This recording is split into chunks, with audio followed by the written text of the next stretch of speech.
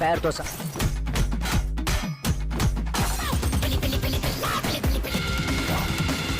Hello বন্ধুরা, কেমন আছো? আশা করি তোমরা সবাই ভালো আছো। আজ আমি তোমাদের সাথে কথা বলবো। আমি শীঘ্রই একটি সিনেমা করতে যাচ্ছি। এটা এসেছে, এর নাম ভালো খারাপ এবং কুৎসিত, যেখানে আপনি অজিত স্যারের 3টি ভিন্ন সংস্করণ পাবেন। এই সিনেমায় আপনি 3টি চরিত্র দেখতে পাবেন।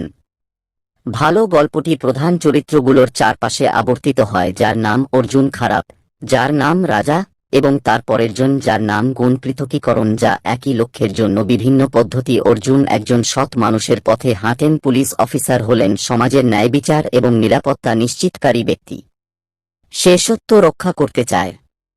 দুর্নীতি ও অপরাধের বিরুদ্ধে লড়াই। অন্যদিকে রাজা একজন চতুর অপরাধী, যে তোমার চালাকি আর নিষ্ঠুরতা দিয়ে সবাইকে ছাপিয়ে দাও। গুণা শেখরন নামে একজন চালাক ব্যক্তির সাথেও একই কাজ করার চেষ্টা করে, যে প্রতারক। উভয় পক্ষের মধ্যে খেলে সে নিজের স্বার্থে সবাইকে খেলায়। শহরে একটি ব্যাংক ডাকাতি ব্যবহার করে, যেখানে কোটি কোটি টাকার ধন উধাও হয়ে যায়।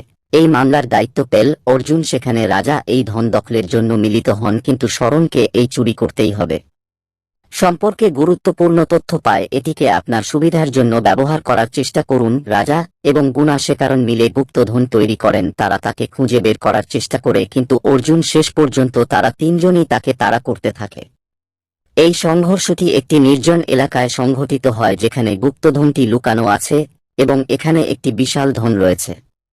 শেষে দেখা যাচ্ছে অ্যাকশন গান। গুণা শেখান রাজাকে প্রতারণা করার চেষ্টা করে, সে এটা করে, কিন্তু অর্জুনের বোঝাপড়ার কারণে অর্জুন ধরা পড়ে এবং রাজা গ্রেপ্তার হয়, এবং গুণা শেখরনও তার চালাকির সুযোগ নেয়। ভুক্তভোগী সম্পদে পরিণত হয় এবং তা সরকারের হাতে তুলে দেয়, এবং শেষ পর্যন্ত অর্জুনের জয় হয়।